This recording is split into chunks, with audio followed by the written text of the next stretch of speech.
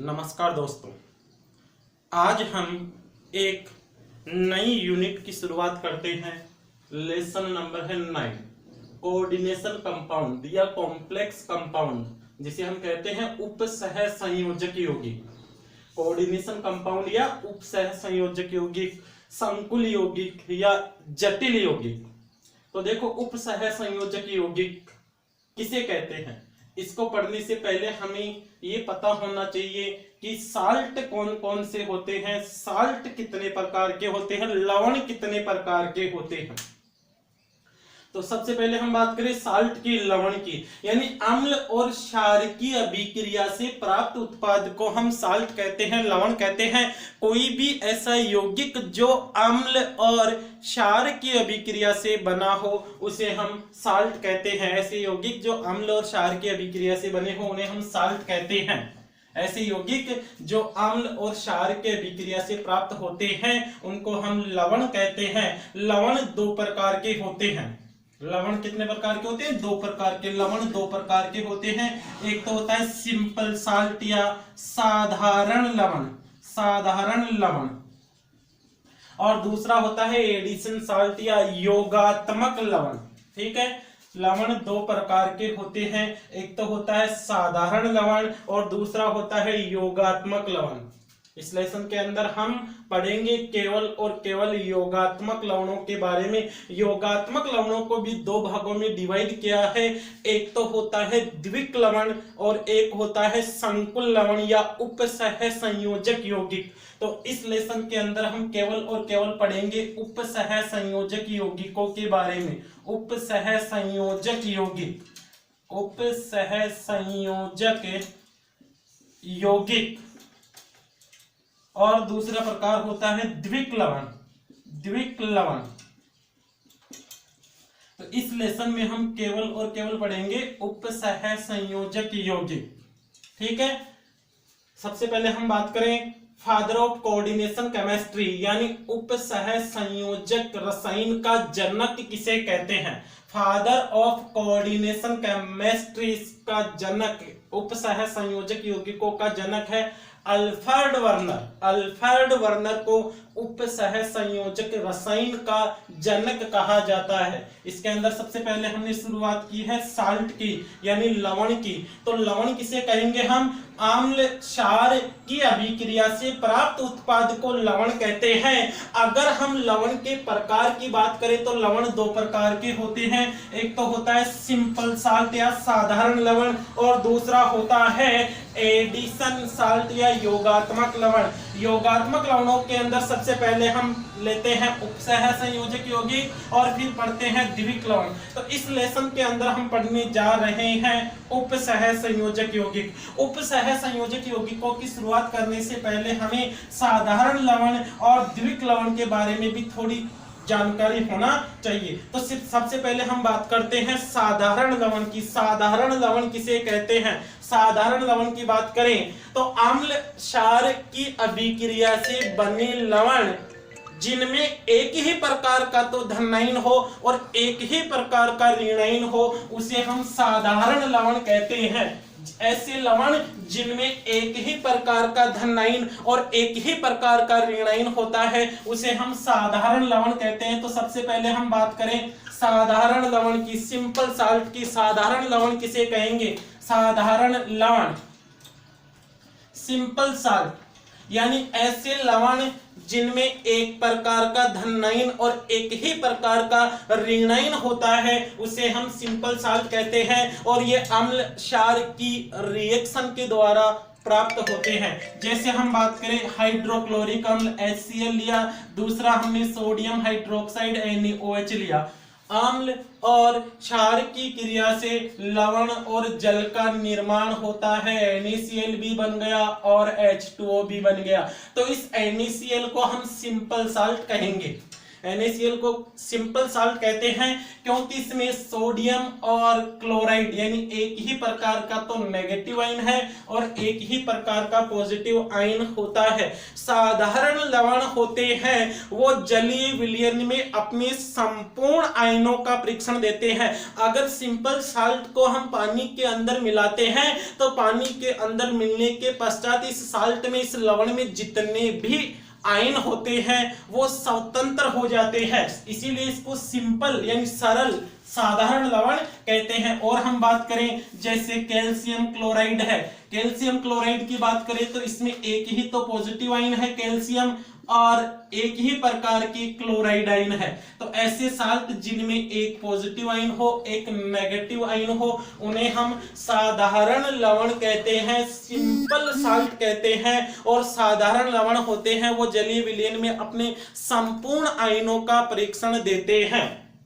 ठीक है, तो साधारण लवण को हम आसानी से बता सकते हैं, ऐसे लवण जिनमें एक ही प्रकार का धन आयन हो एक ही प्रकार का ऋण आयन हो, जैसे मैग्नीशियम क्लोराइड है, आयरन सल्फेट है। आयरन सल्फेट में देखो Fe आयरन आयन है और सल्फेट आयन है SO4, तो एक ही प्रकार का पॉजिटिव आयन है एक ही प्रकार का नेगेटिव आयन है, इसलिए इसको भी हम सिंपल साल्ट कहेंगे। जैसे लिथियम क्लोराइड है, लिथियम क्लोराइड में लिथियम आयन है और क्लोराइड आयन है, तो इसमें भी हम देखते हैं एक ही प्रकार का तो पॉजिटिव आयन है और एक ही प्रकार का नेगेटिव आयन है। तो इन सभी लवणों को हम सिंपल साल्ट कहते हैं और ये लवण होते हैं जलीय विलयन में अपने संपूर्ण आयनों का परीक्षण देते हैं। दूसरा हम लेते हैं द्विक लवण। द्विक लवण ऐसे लवण जो दो साधारण लवणों से मिलकर बने हो उन्हें हम कहेंगे द्विक लवण या डबल साल्ट।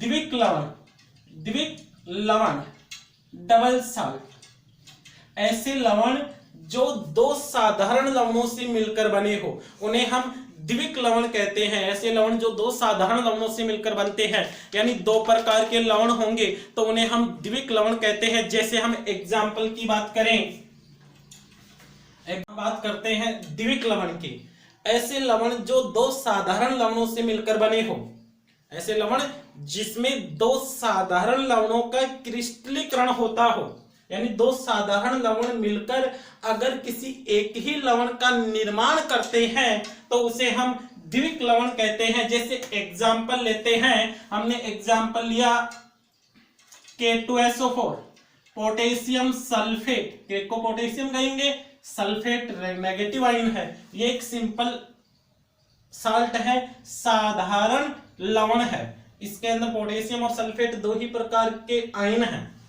अगर पोटेशियम सल्फेट और एल्यूमिनियम सल्फेट Al2SO4 का होल ट्राइज, ये एल्यूमिनियम सल्फेट है ये पोटेशियम सल्फेट है, इन दोनों लवणों का अगर पानी के अंदर क्रिस्टलीकरण किया जाए, दो साधारण लवण लिए हैं इनको पानी में मिलाया है, पानी में अच्छी तरह घोलकर इसको सुखा लेते हैं, तो सुखाने के पश्चात हमें प्राप्त होता है K2SO4 Al2SO4 का whole tries .24H2O, K2SO4 Al2SO4 का होल ट्राइज .24H2O, जिसे हम फिटकरी कहते हैं या पोटास एलम भी बोलते हैं इसको, पोटास एलम।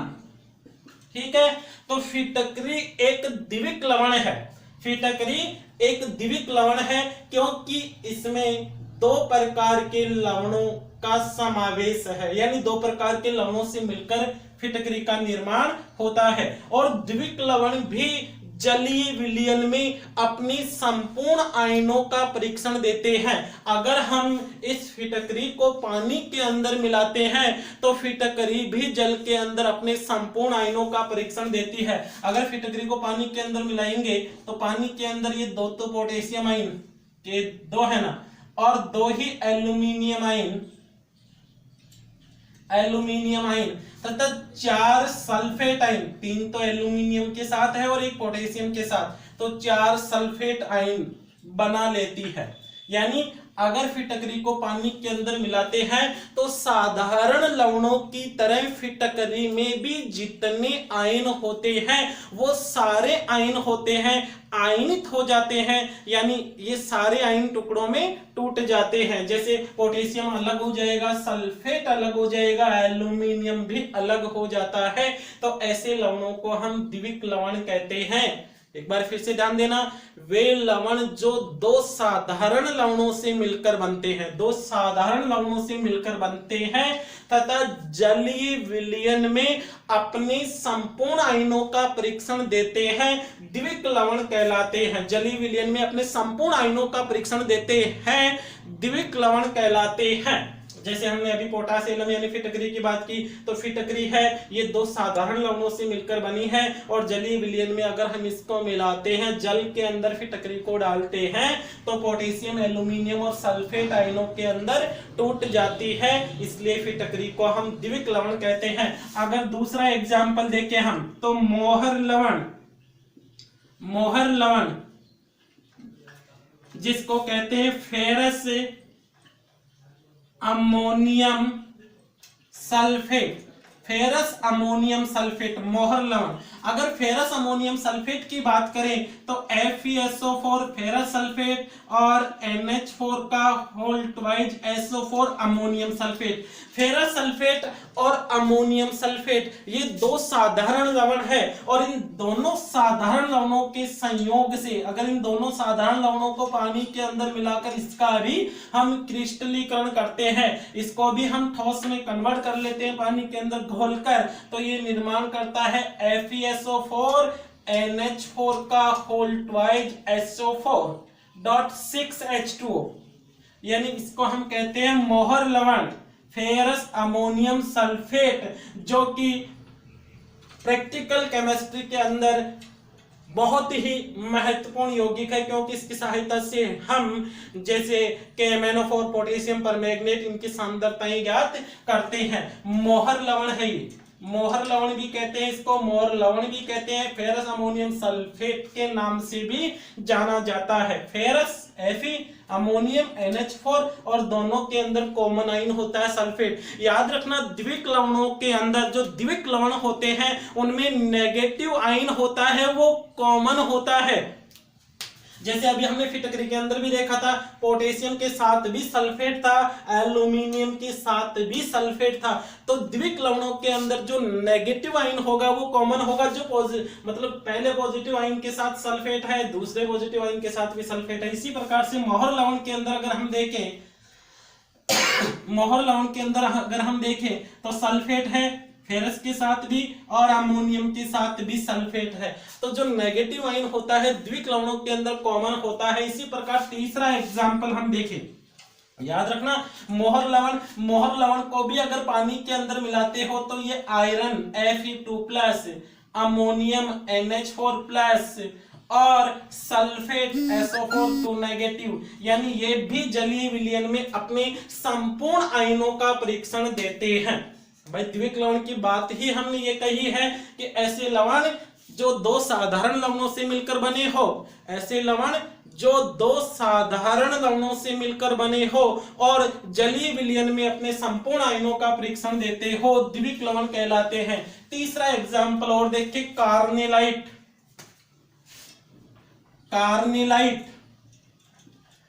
जिसका सूत्र होता है KCl MgCl2.6H2O, ये कार्नेलाइट है। अगर कार्नेलाइट को हम देखते हैं तो potassium chloride KCl, magnesium chloride MgCl2, potassium chloride और मैग्नीशियम क्लोराइड को पानी के अंदर मिलाकर क्रिस्टलीकरण किया जाता है तो KCl MgCl2.6H2O प्राप्त होता है, इसको कार्नेलाइट कहते हैं। कार्नेलाइट भी एक द्विक लवण होता है, इसको भी अगर हम पानी के अंदर, जल के अंदर, नीर के अंदर मिलाते हैं तो ये भी पोटेशियम K+, मैग्नीशियम Mg2+ और क्लोराइड आयनों का परीक्षण देते हैं। देखो पोटेशियम एक है, K+ लिखा, मैग्नीशियम एक है, Mg2+ लिखा और 3 क्लोराइड है इसके अंदर तो 3Cl- लिखा हमने। ठीक है, तो कार्नेलाइट भी दो साधारण लवणों से मिलकर बना है और जलीय विलयन में ये भी अपने संपूर्ण आयनों का परीक्षण, यानी इस साल्ट के अंदर जितने भी लवण है, जितने भी आयन है, वो सारे आयन पानी के अंदर अलग अलग टूट जाते हैं, इसीलिए इसको द्विक लवण कहा जाता है। याद रखना, द्विक लवण होते हैं वो दो साधारण लवणों के एक निश्चित अनुपात के संयोग से ही बनते हैं, द्विक लवण कहलाते हैं। सिंपल सी बात है। कॉम्प्लेक्स साल्ट या जटिल लवण, जटिल लवण या कॉम्प्लेक्स साल्ट वे लवण या वे योगात्मक लवण जो जलीय विलयन में अपने संपूर्ण आयनों का परीक्षण नहीं देते हैं। ऐसे यौगिक जो जलीय विलयन में अपने संपूर्ण आयनों का परीक्षण नहीं देते हैं, योगात्मक यौगिक कहलाते हैं। जैसे हम बात करें potassium ferrocyanide, K4FeCN6, potassium ferrocyanide है ना। अगर हम इस लवण को पोटेशियम फेरोसाइनाइड, इसको हमें पोटेशियम हेक्सासाइनोफेरेट सेकंड भी लिखते हैं। ये इसका IUPAC नाम है जो हम इसी लेसन के अंदर आगे चलकर पढ़ने वाले हैं। तो पोटेशियम फेरोसाइनाइड, अगर इस लवण को पानी के अंदर मिलाया जाता है, जल के अंदर अगर इसको हम मिलाते हैं तो ये पोटेशियम आयन देगा एक तो, और दूसरा देगा कॉम्प्लेक्स आयन, जटिल आयन।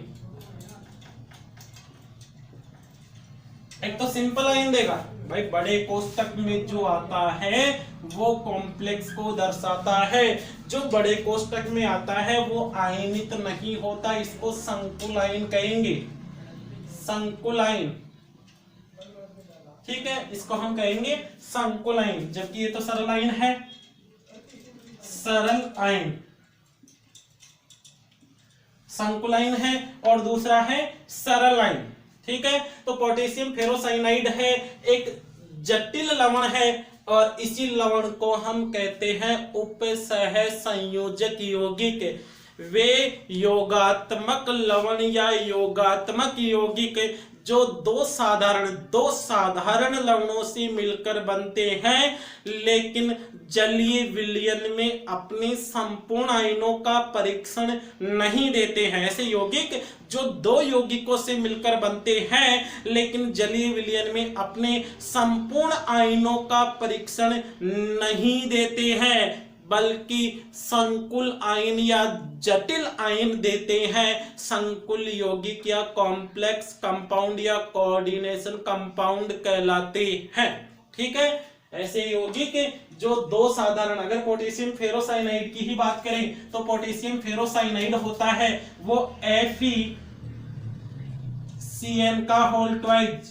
फेरस साइनाइड और potassium cyanide KCl, potassium cyanide होता है ना, वो जहरीला होता है, बहुत अधिक जहरीला लवण है पोटेशियम साइनाइड।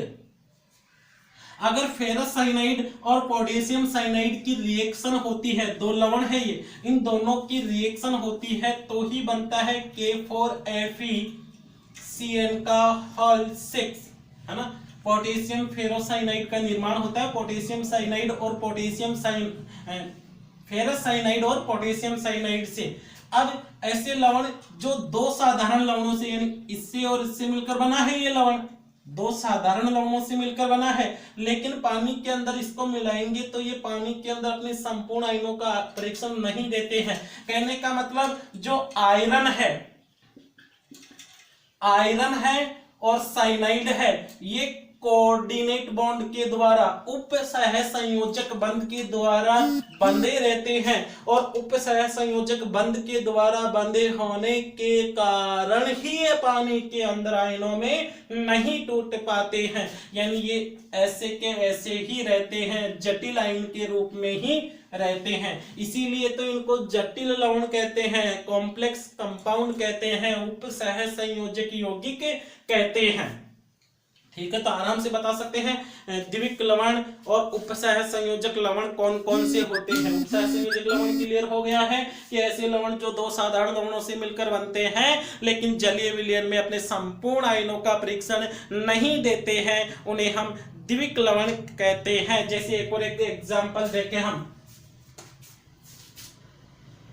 K3FeCN का होल 6, अगर हम इसको आयनों में तोड़ते हैं, पानी के अंदर मिलाते हैं, आयनों में तोड़ते हैं इसको, तो 3 तो पोटेशियम आयन प्राप्त होंगे, 3 तो पोटेशियम आयन प्राप्त होंगे और एक हमें जटिल आयन प्राप्त होगा FeCN का होल 6 + 3, यानी इन दोनों से ही तो मिलकर इसका निर्माण हुआ है। दो प्रकार के आयन ही तो है इसमें, एक तो कॉम्प्लेक्स आयन है, जटिल आयन है, संकुल आयन है और दूसरा है सरल आयन, है ना।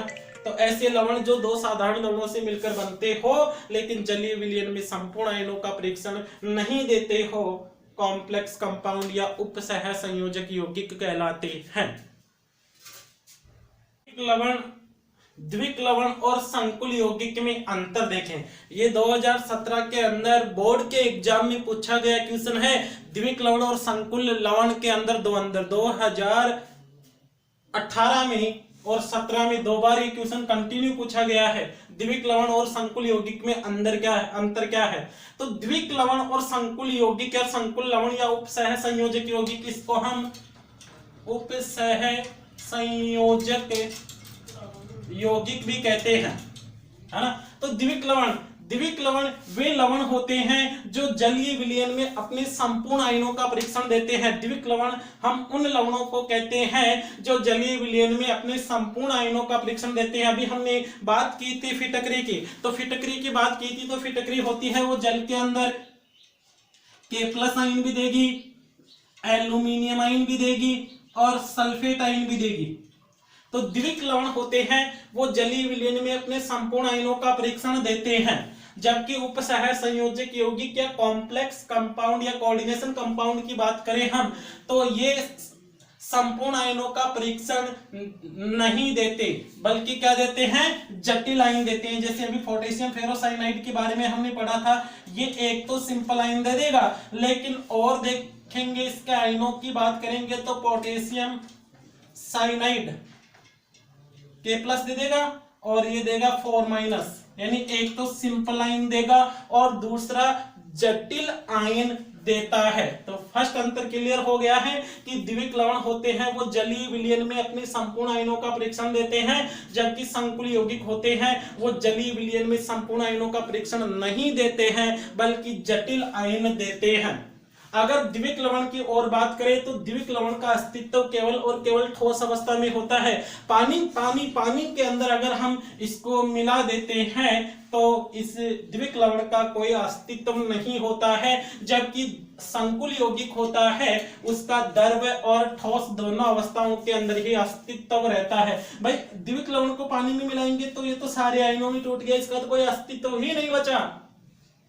पोटेशियम सल्फेट कह सकते हैं, एल्यूमिनियम सल्फेट कह सकते हैं, अलग अलग हो गए ना। लेकिन जब हम संकुल यौगिक को पानी के अंदर मिलाते हैं तो ये अपने संपूर्ण आयनों का परीक्षण नहीं देते हैं, कॉम्प्लेक्स आयन देते हैं, इसलिए इनका अस्तित्व ठोस अवस्था में भी रहता है।